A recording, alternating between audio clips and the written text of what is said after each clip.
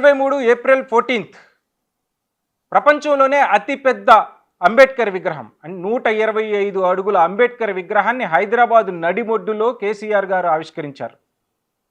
అదే సమయంలో 3 కోట్ల రూపాయలతో ఒక నేషనల్ అంబేద్కర్ అవార్డు, ఒక స్టేట్ అంబేద్కర్ అవార్డు ఇస్తాము అని చెప్పి ఆయన ప్రకటించారు.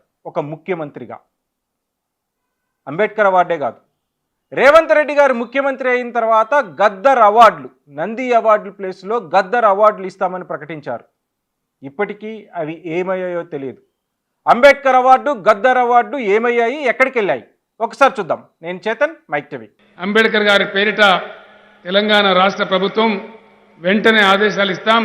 51 కోట్ల రూపాయలను డిపాజిట్ చేస్తూ ఉన్నాం.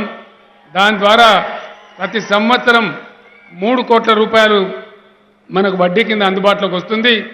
దాంతో దేశంలో ఉన్న వాళ్లకు, మన రాష్ట్రంలో ఉన్న వాళ్ళకు కూడా అంబేద్కర్ గారి పేరిట ప్రతి అంబేద్కర్ జయంతి రోజు మంచి ఉత్తమ సేవలు అందించిన వాళ్లకు అవార్డులు కూడా ఇవ్వడం జరుగుతుందని ఈ జయంతి శుభ సందర్భంలో నేను మీ అందరికీ తెలియజేస్తా ఉన్నాను.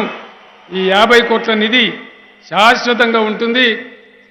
ఆ విధంగా వారి పేరు ప్రతిష్టలు కూడా శాశ్వతంగా ఉంటాయని నేను మనవి చేస్తూ ఉన్నాను. 2023 అంటే 2 సంవత్సరాల క్రితం ప్రపంచంలోనే అతిపెద్ద అంబేద్కర్ విగ్రహం 125 అడుగుల అంబేద్కర్ విగ్రహాన్ని హైదరాబాద్ నడిబొడ్డులో మనం ఆవిష్కరించుకున్నాం. అది మనకి ఒక గర్వకారణంగా చెప్పుకున్నాం. ఇప్పటి వరకు ఆ విగ్రహ సంఖ్యలు తెగలేదు. ఆవిష్కరణ తర్వాత దగ్గర 2 సంవత్సరాలు పూర్తయినా ఆ విగ్రహం లోపల, ఆ కాంపౌండ్ లోపల ఏముందో రేవంత్ రెడ్డి గారు ఆ కాంపౌండ్ని ఓపెన్ చేయాలి. నిన్నే ఓపెన్ చేశారు, అయితే మళ్ళీ ఇవాళ గేట్లు మూసేశారని మనకు తెలిసింది. అయితే అంబేద్కర్ అవార్డు ఆవిష్కరణ సందర్భంగా ఇంకొక గొప్ప వరాన్ని నేను ఇదే రోజు ప్రకటిస్తున్నాను.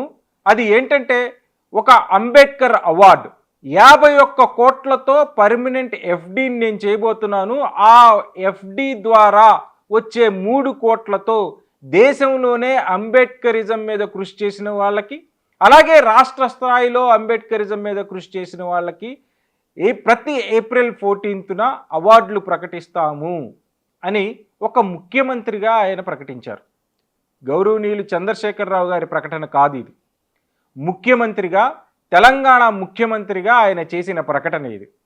అది ఎవరు ప్రకటించినా, ఏ ముఖ్యమంత్రి ప్రకటించినా తర్వాత వచ్చే ముఖ్యమంత్రి బాధ్యత దాన్ని పూర్తి చేయడం. కానీ రేవంత్ రెడ్డి గారికి అలాంటి గౌరవప్రదమైన, సాంప్రదాయప్రదమైన అలవాట్లు లేవు. ఆయన వాటన్నిటిని తుంగలో దొక్కేశారు. అంబేద్కర్ అవార్డు అంటే ఏంటో ఆయనకు తెలియదు. నిజానికి ఆ విగ్రహం అంటే ఏంటో కూడా ఆయనకు తెలియదు. ఇంతవరకు ఆ విగ్రహానికి పూలదండ వేసిన పాపాన రేవంత్ రెడ్డి గారు పోలేదు. ఆ విగ్రహం దగ్గరికి వెళ్ళినట్లు కూడా మనకి ఎటువంటి విజువల్స్ లేవు. నిన్న మంత్రివర్యుల్ని పంపించినట్లే మనం చూసాం. కానీ ఆయన అంబేద్కర్ 125 అడుగుల అంబేద్కర్ విగ్రహాన్ని దర్శించినట్లు ఇప్పటి వరకు మనకు ఒక్క విజువల్ లేదు. ఎందుకు ఆయనకి అంబేద్కర్ విగ్రహం మీద ఏం కక్ష ముఖ్యమంత్రి గారికి? ఎవరు వేసినా అది హైదరాబాదు నడిబొడ్డులో ఉన్న అంబేద్కర్ విగ్రహమే కదా. అది రాజ్యాంగ స్ఫూర్తే కదా. అది రాజ్యాంగానికి నిలువెత్తు అద్దమే కదా. సేవ్ కాన్స్టిట్యూషన్ అని రాహుల్ గాంధీ గారు దేశవ్యాప్తంగా ప్రచారం చేస్తున్నారు కదా. మరి రాజ్యాంగానికి నిలువెత్తు అద్దంగా ఉన్న హైదరాబాదులో అంబేద్కర్ విగ్రహాన్ని కాంగ్రెస్ ముఖ్యమంత్రిగా ఉన్న రేవంత్ రెడ్డి గారు ఇప్పటి వరకు దర్శించకపోవడానికి అర్థం ఏంటో మనకు తెలియదు. ఇక అంబేద్కర్ అవార్డు విషయానికి వద్దాం. అంబేద్కర్ అవార్డు 51 కోట్లతో నేను స్పష్టంగా ఇవాళే ఆర్డర్స్ ఇస్తున్నాను. అది పర్మనెంట్గా ఎఫ్డీ చేయబడి ఉంటుంది. దానితో వచ్చే వడ్డీతోనే ఈ అవార్డులు ఇస్తారు అని ముఖ్యమంత్రిగా ఒక చంద్రశేఖరరావు గారు ప్రకటన చేసిన తర్వాత దాన్ని కంటిన్యూ ఎందుకు చేయలేదు చెప్పాల్సిన బాధ్యత రేవంత్ రెడ్డి గారికి ఉంది. ముఖ్యమంత్రిగా ఆయన 51 కోట్లని ఫిక్స్డ్ డిపాజిట్ చేయలేదా?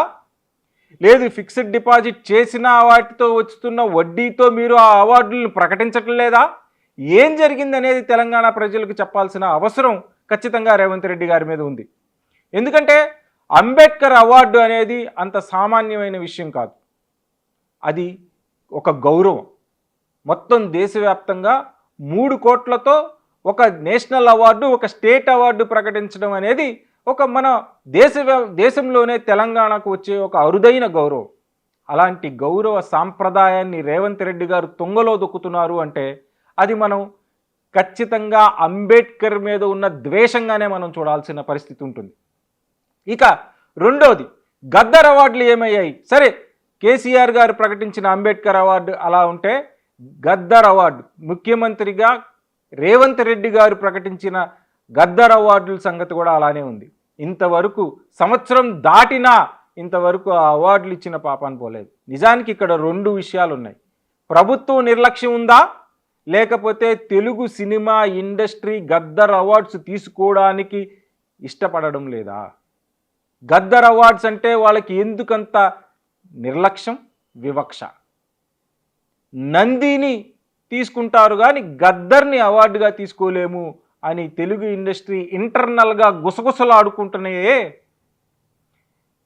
గద్దర్ అవార్డ్స్ని నోటిఫికేషన్ ఇచ్చిన ఒక్కొక్క కేటగిరీలో మినిమం అప్లికేషన్స్ కూడా లేని దుస్థితి ఎందుకు ఆ అవార్డులకు వచ్చింది?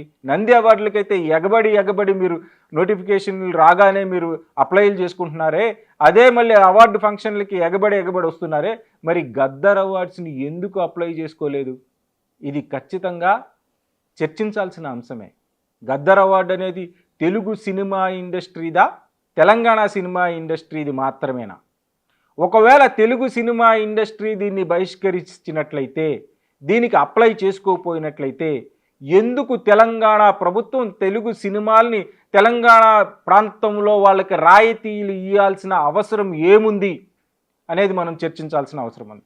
అందుకే గద్దర్ అవార్డ్స్, రెండోది అంబేద్కర్ అవార్డ్స్, ఈ రెండు అవార్డుల పట్ల ప్రభుత్వ నిర్లక్ష్యం ఉందా, లేకపోతే గద్దర్ అవార్డ్స్ పట్ల తెలుగు సినిమా ఇండస్ట్రీ ఉందా అనేది తెలంగాణ వ్యాప్తంగా చర్చ జరగాల్సిన అవసరం ఉంది. ప్రభుత్వం నిర్లక్ష్యం, రేవంత్ రెడ్డి గారి నిర్లక్ష్యమే అయితే ఖచ్చితంగా రేవంత్ రెడ్డి గారు దీనికి సమాధానం చెప్పి తీరాలి.